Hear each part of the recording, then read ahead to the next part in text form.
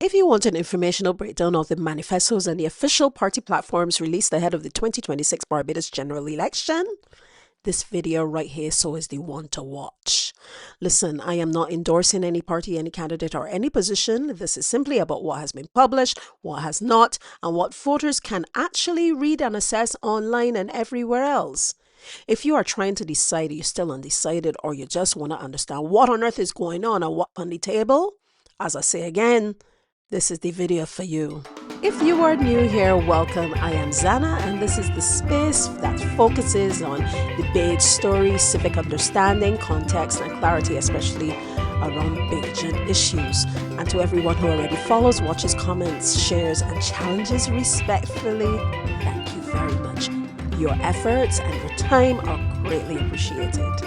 And actually, it is your engagement that is keeping these conversations grounded and worthwhile. So the Barbados Labour Party has released a full publicly available manifesto document, and their manifesto outlines commitments across several broad areas, including these: economic growth and diversification, job creation and productivity, cost of living support, housing and infrastructure, health and education, social protection, climate resilience and renewable energy, and public sector reform and governance.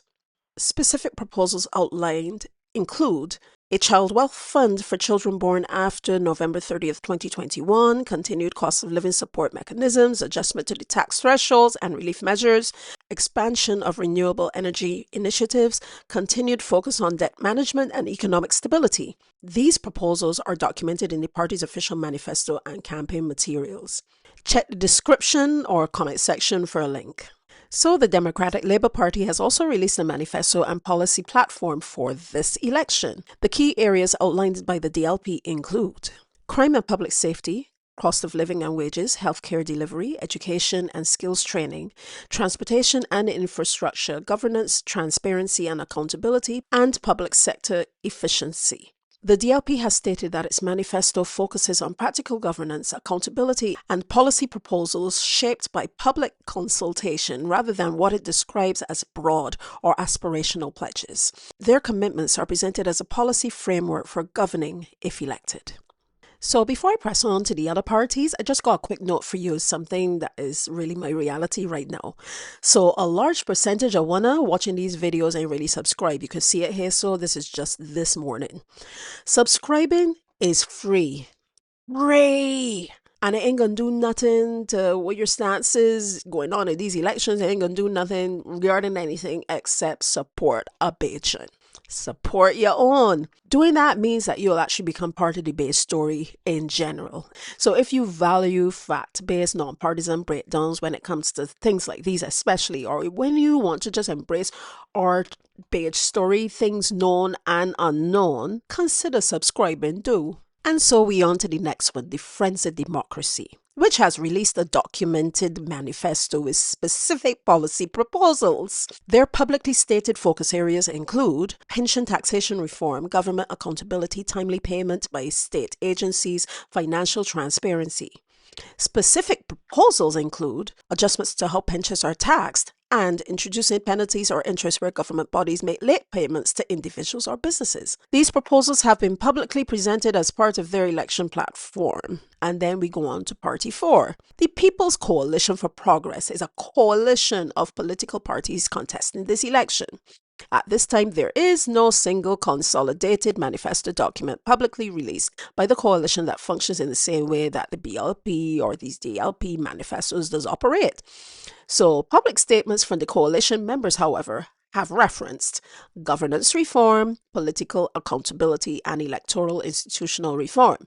However, these positions are drawn from public commentary and campaign messaging other than a single manifesto document.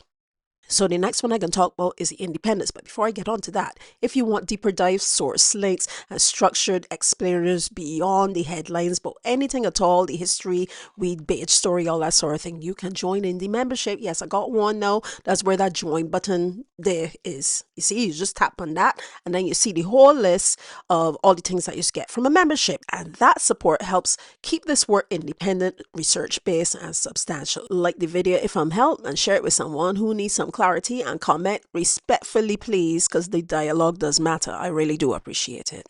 And now on to the independent candidates who are contesting various constituencies. Independent candidates do not issue a national manifesto. Their platforms are typically constituency specific and communicated through meetings and flyers and interviews or social media. The voters are encouraged to review individual candidate statements within their constituencies. For the Barbados General Election of 2026, in total, we have 96 candidates that are contesting.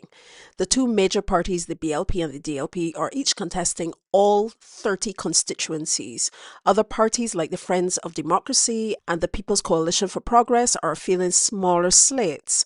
And there are also several independent candidates. And I'm showing you here in this chart how the spread is. So as you can see here on the screen, here is a little breakdown of all the numbers in the different parties and things. So of course you got your 30 in all constituencies for BLP and DLP, and then you have 12 each for Friends of Democracy and People's Coalition of Progress. And of course, People's Coalition of Progress is an amalgamation of different parties.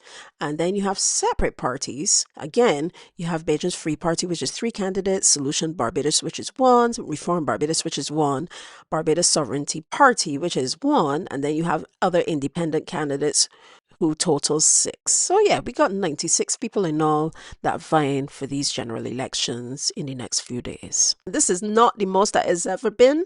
In 2018, there was a record-breaking 134 candidates contesting that general election. And these candidates came from 9 political parties plus some independents. And in 2022, there were multiple parties and independent candidates as well, but we do not know the exact official count since that was less widely published in the sources and thing. So when this video does not rank, compare, or evaluate these manifestos, you hear what I tell you? Good. It simply answers these 3 questions. Has a manifesto or platform been released? What areas does it cover?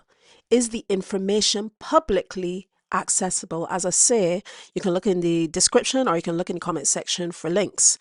Now, understanding a manifesto does not mean that you agree with it. It means being informed. I remember back in the day, the only way you can get a manifesto is that it was in your hand. It didn't mean that you just agreed with it one time. You got all the manifestos, you looked at them, and then you made a decision as to what you were going to do on election day. Same thing here, just that things are more widely accessible. In the end, whatever your choice on Wednesday, 11th of Feb 2026, a few days from now, vote informed, vote respectfully, and remember this: democracy does work better when people understand the systems, not just the sloganers. It's the systems that need to stand the test.